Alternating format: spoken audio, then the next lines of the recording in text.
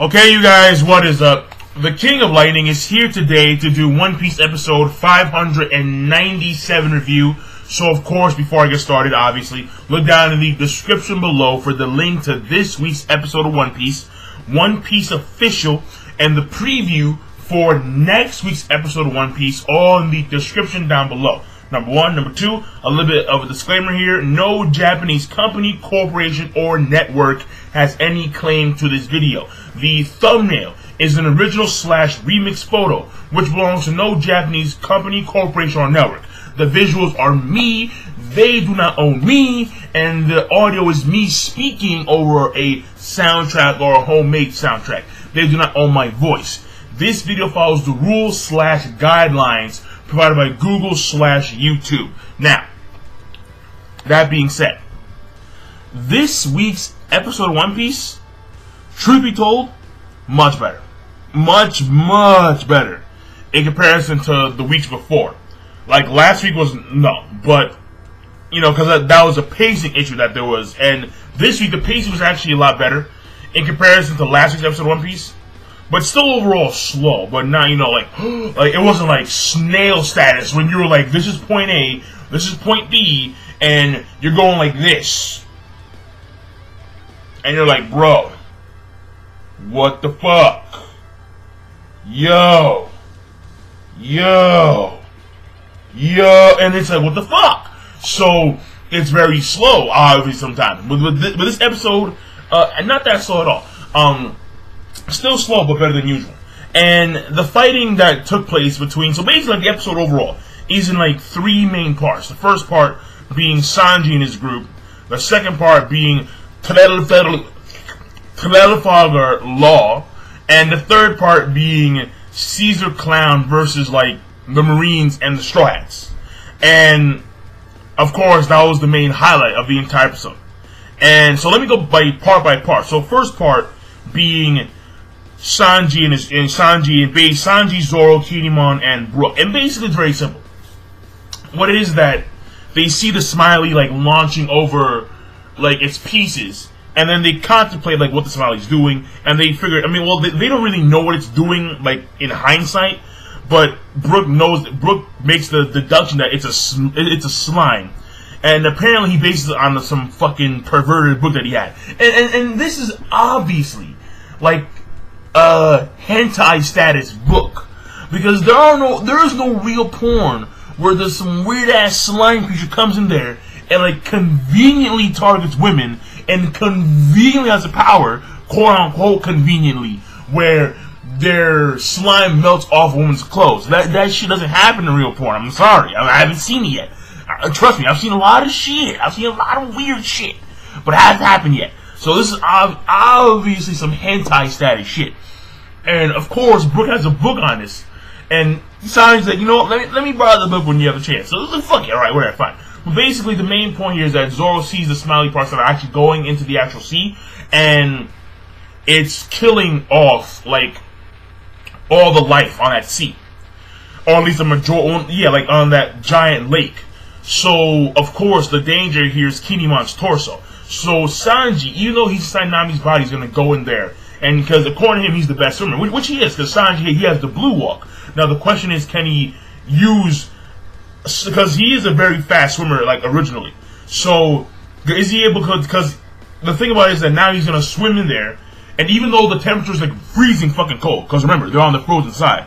He's still going in there. The last time Zoro and the others, they went to that side of the lake. Zoro, Robin... Luffy and Usopp, they were frozen. Like, they were like, holy shit, like, we're fucking cold. Like, we need some jackets. So the question is that going to be the case? And can Sanji find the torso in time? And, I mean, I'm not going to spoil for you, but I'm pretty sure that you guys can make a obvious deduction that you know, you guys should know, alright?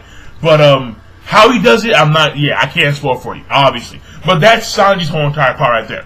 Now, and that part was okay, you know, like, not a huge deal. I mean, well, it is a huge deal for Kinemon, but Kinemon himself isn't, like, a huge deal. So, from that retrospect, it's not a big deal overall. But, it does show you a little bit of Sanji's character, where he's like, you know, like, hey, like, I said I was gonna do this. And I put this guy I put this guy's life on my life. I mean, I put this guy's life on my watch. So I'm gonna do the job necessary, and I'm gonna save his ass. I'm gonna do it, and no one else. So, you know, fine, fair enough. So, you know, I'm a Sanji fanboy. Represent. Fuck it. Whatever. I'll take it. But overall, that part was okay. Now, the next part, all right. And this comprises of like the beginning portion a little bit, and then the ending, where it's Trafalgar Law, and basically he goes into the room where Monet is, and he basically escorts Monet out, and he says, "I want to go somewhere," and she's like, and she's a freak. I'm saying it right now. She wants the D so bad. She wants the Trafalgar Law D. All right. If his name was Trafalgar D Law, then fuck it. Alright, fine. Like, she wants the D. That's what she wants, man. She wants that D power. But, whatever. I mean, we're moving on here. But basically, like, she's thinking that Law wants to do some, you know, some naughty shit. So they fucking leave. And Chopper sees them leave. And as they're walking down like this really big ass corridor, like, Law all of a sudden, he collapses. And he's holding he's holding his heart. And then all of a sudden, he spits out blood. And then we see this figure of a silhouette walking towards him. Law's like, "Who the fuck are you?" And then the guy's like, "It's been a while, Law." And then Law's like, and then so Law clearly knows who this person is, but we don't know because we saw a silhouette of someone. And this will tie into a big role in this arc.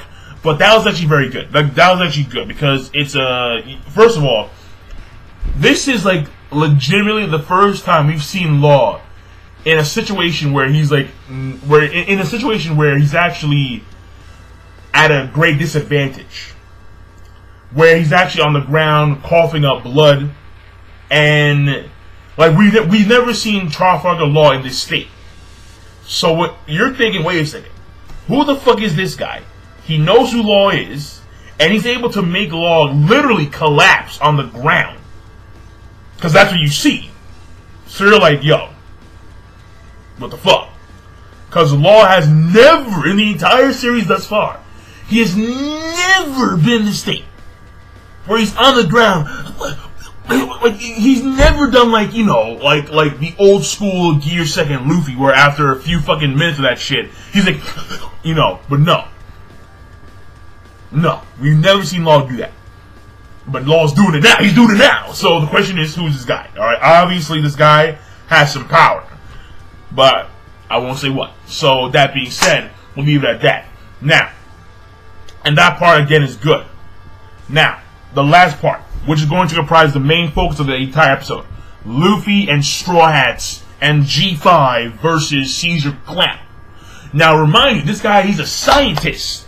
So even though he has a 300 million berry bounty, we can assume that that's mainly from the fact that he's an intelligent person who's worked side by side with Dr. Vegapunk, and he has evil intentions to, like, destroy the world and whatever, you know, usual villain shit, and that's pretty much it. But when it comes to him combat-wise, he's a scientist. We can't expect him to have, like, extremely versatile ability over his own devil fruit, like Crocodile. Because Crocodile, I mean, we all know what the fuck he did. You know, Crocodile, enough said. But Caesar Clown, he's not a well combat versed dude. However, the thing about this fight that's very important, and Robin hints at this at the beginning of the episode. I mean, at the beginning of their confrontation, is that we don't know the abilities of the Gasu-Gasu fruit, so we shouldn't underestimate it. But Luffy did something that he normally does in fights. He gets overconfident, and a lot of times he dicks around. He dicks around. And in this case, it bit him in the ass. And he lost. And Frankie lost. The entire Straw Hat platoon got taken out. The G5 mainly, actually no, only Tashigi and Smoker got taken out. So, Frankie, Robin, Luffy, Smoker, Tashigi out by Caesar Clown alone. So, it makes you wonder how. And if you take into consideration his powers, it makes fucking sense. When this shit happened in the manga, people were like, what the fuck fuck is going on? It was like, oh shit, what the fuck is going on? What the hell is going on? But when you actually take into consideration the foundation of his ability, the Gasu-Gasu fruit, think about it. Just really think about it. And you'll be like, wait a second. Because when it was revealed that he did that, you're like, no shit. Chemistry, obviously. This is obvious. So, but you don't think about it. Now, Luffy in this fight pulls off a very impressive feat. Alright, and this is undeniable, alright? Because he's Smiley, he's doing it. Well, not Smiley. Caesar Clown, he's doing his thing. Basically, the fight goes on like this, alright? Brief summary of the fight itself. Not Smoker. Caesar Clown, who was caught by Luffy, goes into like a giant gas mode. Luffy does his, Busou Shogu Haki on his head, the Kane Bell, and then Caesar Clown dodges that. Then he does a thing called a gas robe, where the gas robe is like a poisonous gas that continuously follows a person, predominantly in their upper body, where they suffocate the person by continuously surrounding them by this poisonous gas. And Luffy actually takes in all that gas and he blows it out of his ear. And he explains how poison really doesn't work that well for me ever since Magellan. So right there, that's also very key to Luffy's, because now we see the fruits of his labor. And one of the fruits is that poisons don't. I mean, we saw beforehand when it came to Fishman Island, when it came to Huzo, when Huzo actually was able to like nick Luffy's arm, when Luffy did that jet pistol when he hit those three fishmen, and Luffy wasn't hurt from the poison. He wasn't hurt from the poison at all. But now we see an individual, Caesar Clown, who has of course honed his chemistry and his knowledge as a scientist, and he knows a lot of poisons. Obviously, like no shit. We have Smiley, duh, and even though he's the well versatile in poisons, it's still not working on Luffy that well at all. So we can assume for the most part that Luffy is immune to poisons ever since the whole entire Magellan thing, because he's produced antibodies in his, because Ivankov, hormones, antibodies, we all saw it and it fell down, obviously. So moving on. What happens after that point is that, okay, so Luffy, he actually gets Caesar Clown in a jet mace, kicks him, get the fuck out of here, kicks him, and then Caesar Clown gets pissed. All of a sudden takes out like this weird thing, like almost like a, I forgot what it was called, but I've seen it before in like dances, like it's like a clapping thing. I forgot what it's called exactly, the exact name. Takes out one of those things, and when Luffy's gonna come at him with an armored Gatling, he snaps this thing, this clapper, and then all of a sudden there's an explosion where Luffy's at. So Caesar Clown ignites something. Alright, and again, take into account his ability, the Gasu-Gasu fruit. He ignites something, and then there's an explosion in Luffy's face. And then as Luffy's falling down, he commands the Smileys around him to merge and fly towards Luffy, and they do that. So very key, because we see the soldiers like, what the hell is going on? Like, why is this thing following what Master says? And of course we all know because of the fact that he created Smiley. Smiley is his creation, his pet, and thus Smiley follows his orders, no shit. Smiley wraps around Luffy, and then this dude ignites Smiley, and Smiley is flammable. So it blows up, huge shockwave. The shockwave is felt over the mountain range, and it's like a giant ball of energy. And then Caesar Clown and his boys, they don't see Luffy's body anywhere. They're like, yeah, he got vaporized, master, and they're doing the dumb shit. They're all cheering, like, yeah, he's like, shoot, whatever, we get it, okay? And then Luffy's like, yeah, that was a big ass explosion. That was a big ass explosion. And then he gets him with a jet stop and says him packing. And then up until that point in time, everything's a-okay on Luffy's side until he gets close to him. And then when he gets close to him and grabs him, all of a sudden he's like, and he has trouble breathing. And he passes out. So the thing here is Luffy outran the explosion. Now, there's another very famous character who's done the same thing in a very popular series. Let me give you a fucking hint.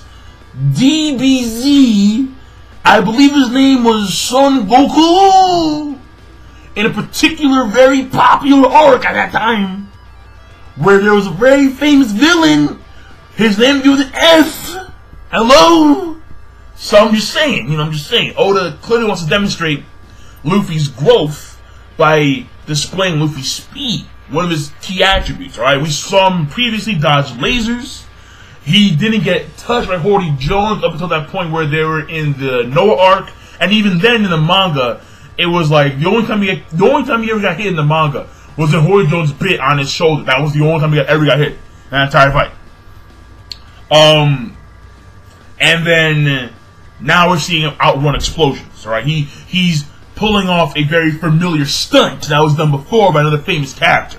So not only a tribute to Son Goku, but also showcasing Luffy's growth, and in this case, particularly his speed. So, but Luffy, we still haven't seen his max yet because he hasn't gone all out in prime cut condition. And when he did his Red Hawk, it was underneath 10,000 meters of fucking water pressure. So, we haven't seen his max, unfortunately. But one day we will, as soon as Oda gets there. But that's it, I'm done. So, King Lightning, the episode overall. So we have the first part, which is okay with Sanji. The second part, which is actually good with Law. And the third part is actually, the pacing was actually okay on that part. But overall, the action was pretty solid. So that also gets a good. So overall, the episode, I'll give it okay plus. To be honest, yeah, I'll give it okay plus. Better than the usual. Better than the usual. So I'm done. King Lightning, be sure, of course, rate, comment, and subscribe as always. Peace and have a nice day. Yeah!